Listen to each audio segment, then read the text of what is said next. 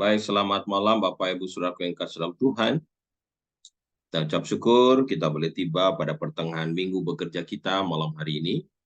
Dan kita siap untuk boleh kembali belajar kebenaran firman Tuhan.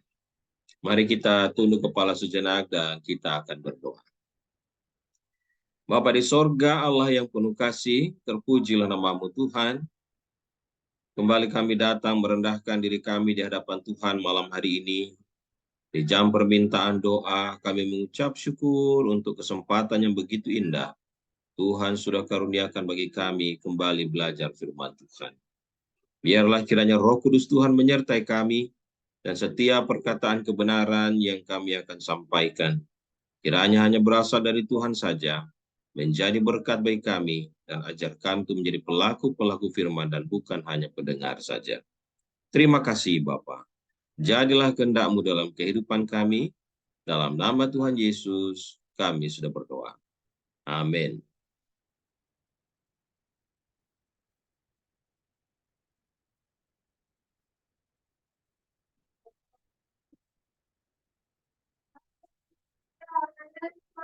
Baik, apa sudah nampak?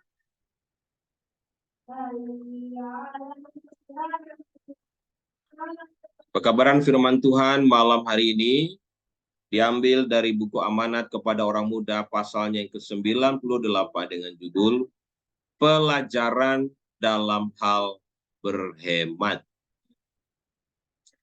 Baik, mungkin Bapak Ibu, saudara-saudara tahu dengan satu kata yang saya tampilkan di layar ini ya, hedonisme. Gaya hidup kaula muda sekarang ini yang seringkali terjadi bukan hanya di kota-kota besar saat ini, tetapi juga merambah di kota-kota ataupun di tempat-tempat yang kecil sekalipun. Karena gaya hidup seperti ini banyak dipengaruhi oleh pola hidup bahkan gaya hidup orang muda saat ini. Nah, apa itu hedonisme? Hedonisme itu adalah pandangan hidup yang menganggap bahwa orang akan menjadi bahagia dengan mencari kebahagiaan sebanyak mungkin dan sedapat mungkin menghindari perasaan-perasaan yang menyakitkan. Jadi intinya gaya hidup hedon atau hedonisme itu adalah satu gaya hidup yang berfokus kepada kesenangan pribadi. Nah, kata hedon lazim dilontarkan kepada mereka yang punya hasrat belanja yang tinggi. Membeli barang tanpa berpikir panjang, apakah itu sebuah kebutuhan ataukah keinginan, sudah tidak ada beda. Yang penting mereka suka, beli. Ya, terserah mereka mau pakai atau enggak, yang penting mereka memuaskan keinginan untuk belanja. Nah, ini gaya hidup hedonisme ya. Nah, bagi kaum hedonis, hidup itu seperti meraih sebuah kesenangan materi, sesuatu yang bersifat semu, sesaat dan artifisial. Nah, salah satu contoh dari gaya hidup hedonisme orang muda sekarang ini itu seperti berfoya-foya, berhura-hura, ya, pesta, dan lain sebagainya. Nah, yang seperti ini biasanya dilakukan oleh mereka yang memiliki status ekonomi menengah ke atas. Kenapa begitu? Karena orang yang memiliki gaya hidup seperti ini, kalau mereka harus belanja, tentu membutuhkan uang yang banyak.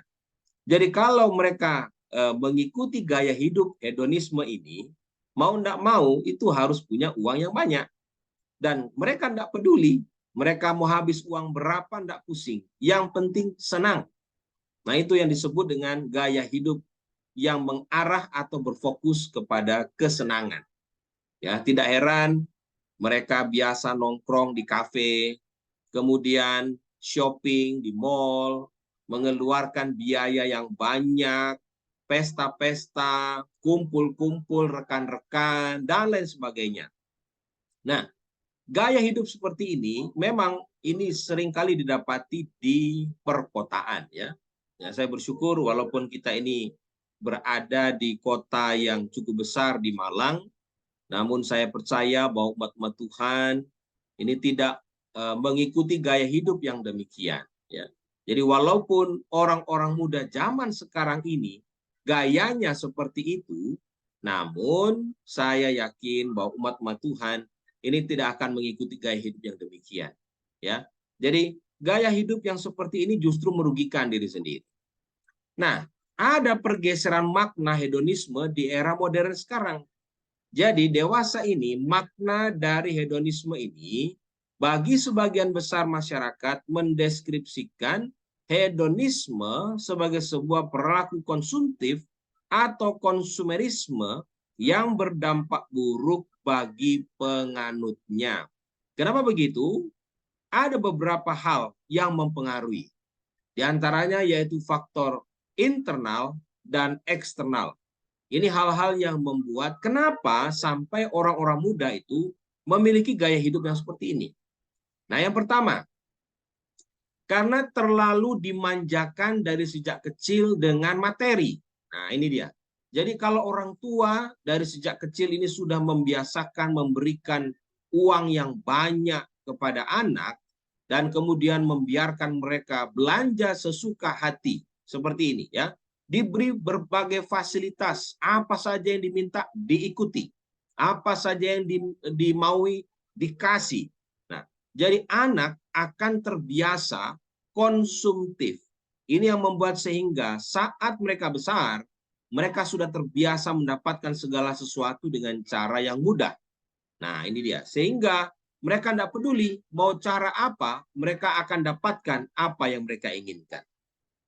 Nah, yang kedua, ini pengaruh media sosial sekarang ini ya.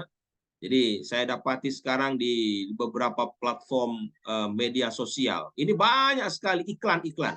Ya, entahkah snack video, TikTok, dan lain sebagainya. Ada banyak influencer-influencer yang menyampaikan promosi-promosi barang-barang yang serba murah. Ya. Jadi mereka yang suka dengan media sosial seperti ini akan terpancing untuk membeli. Jadi dikatakan influencer di media sosial ini memberikan rasa kecemburuan untuk memiliki benda-benda mewah yang sebenarnya tidak sanggup untuk didapatkan. Ya, sehingga orang-orang muda mereka melihat tren yang ada lalu ingin memiliki. Ya, contoh saja gaya baju, ya, kemudian gadget yang terbaru dan lain sebagainya. Lalu mereka akan berusaha untuk mendapatkan itu, bergaya dan lain sebagainya. Nah ini, jadi ini sebab yang kedua, kenapa ada pergeseran dari gaya hidup hedon tadi, jadi lebih mengarah kepada konsumerisme. Lalu yang ketiga, ini pergaulan dengan orang-orang yang memiliki standar hidup mewah. Ya.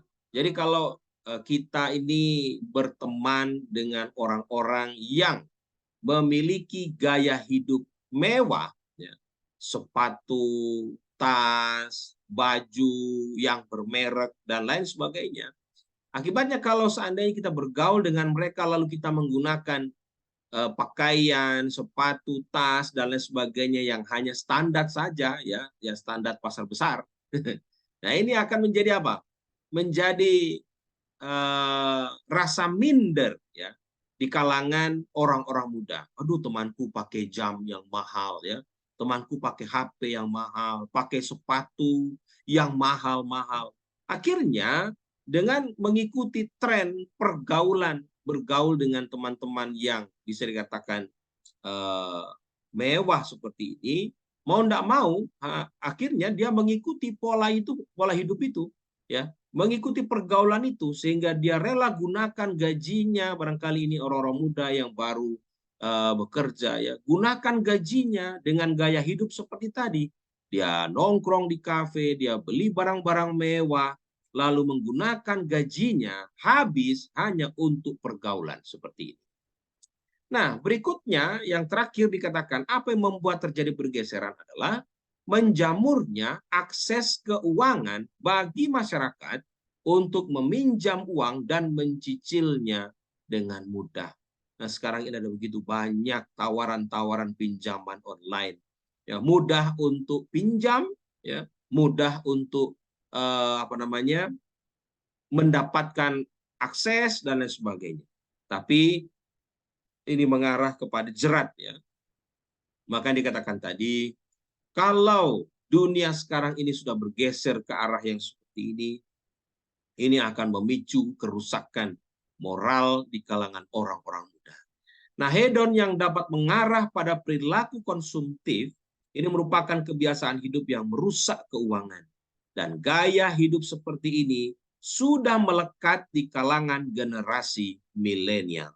Nah, gaji anak-anak muda, apalagi yang mereka baru merintis, ya, dengan pergaulan teman-teman yang memiliki gaya hidup high class seperti ini, habis gajinya, ya.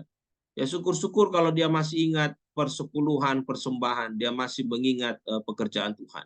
Tapi kalau tidak, begitu dapat gaji, langsung belanja, langsung berfoya-foya, dan lain sebagainya. Ini perilaku konsumtif.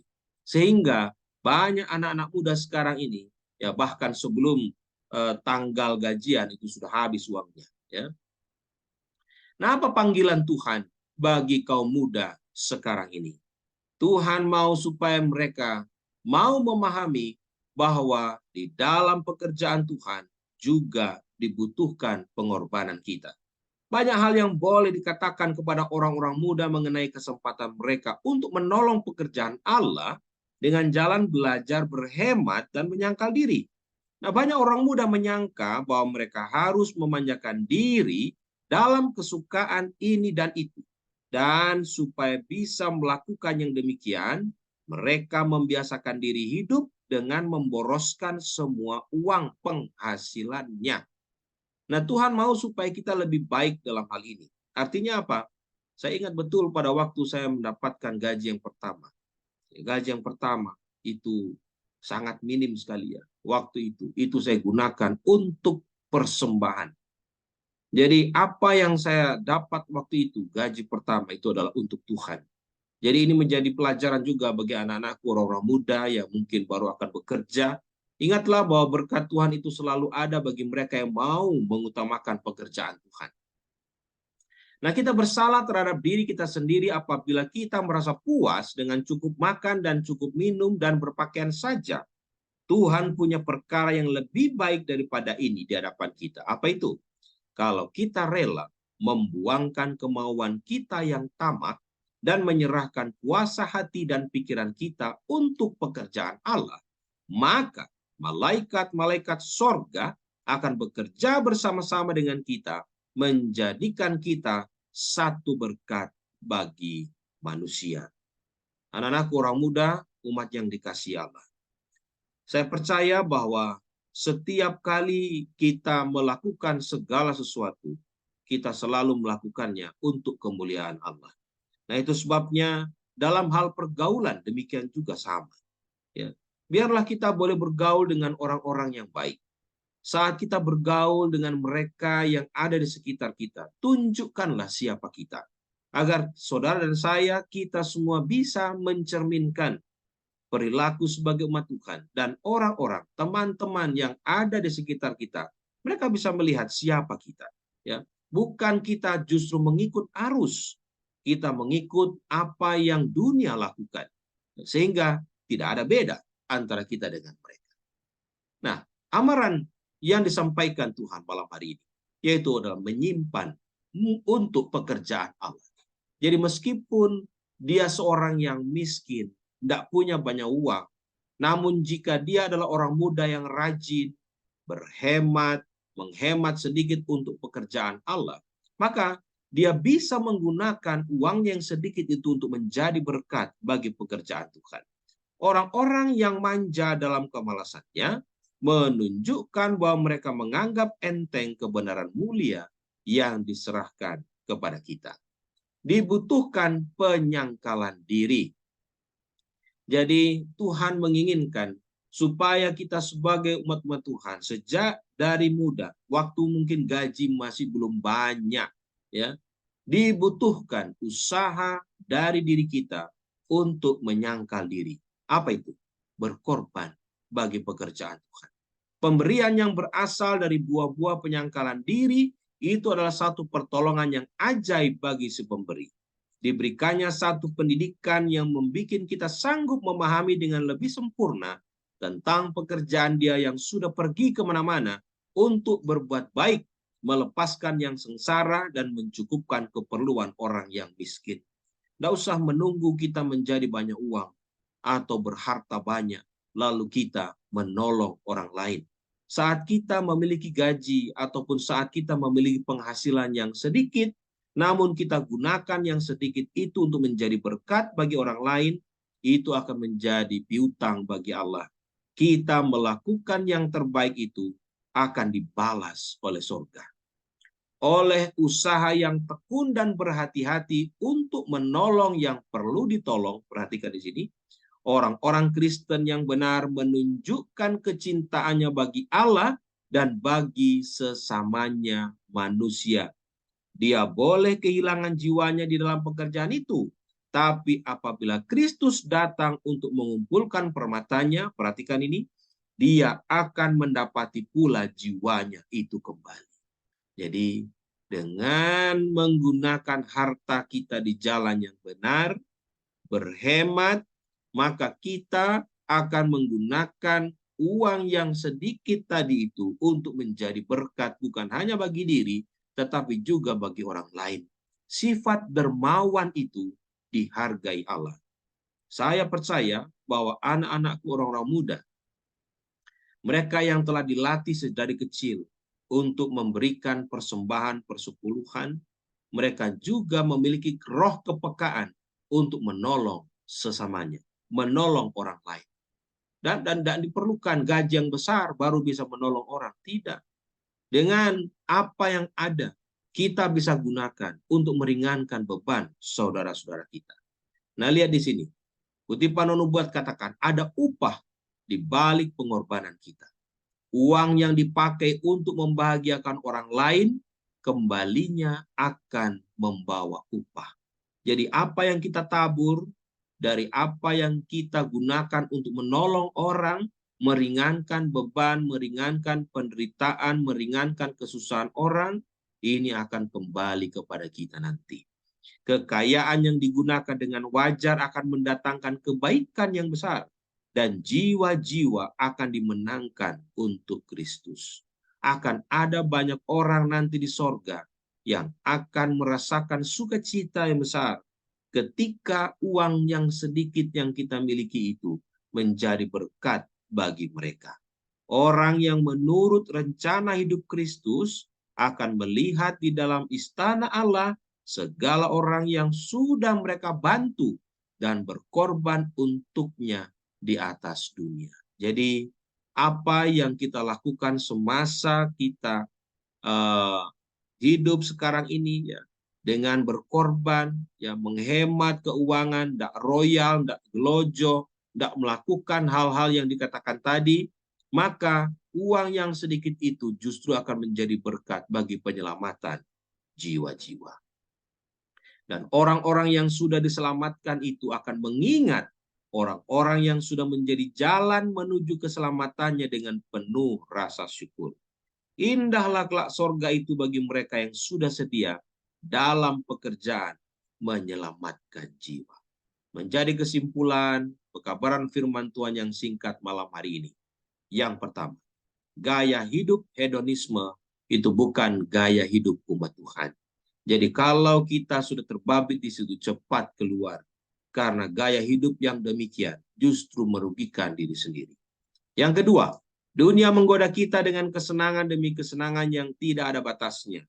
Dan setan akan menggunakan segala cara untuk menggoda kita menggunakan keuangan kita di jalannya. Jangan belanjakan uangmu untuk hal-hal yang tidak berguna. Berhematlah, gunakan itu menjadi berkat bagi banyak orang. Dan yang terakhir, Tuhan memanggil kita untuk berkorban bagi pekerjaannya. Ada banyak orang yang dapat diselamatkan dengan cara kita berhemat dan menggunakan uang kita bagi pekerjaan Tuhan untuk menolong mereka yang hilang. Jadi, pekabaran firman Tuhan malam hari ini, pelajaran tentang berhemat, mengajar kita untuk menggunakan berkat yang telah dipercayakan Tuhan kepada kita itu dengan bijaksana. Jangan digunakan untuk berfoya-foya. Jangan digunakan untuk kepelesiran kesenangan dunia. Melainkan gunakanlah itu menjadi berkat di jalan Allah. Semoga Tuhan menolong kita. Amin.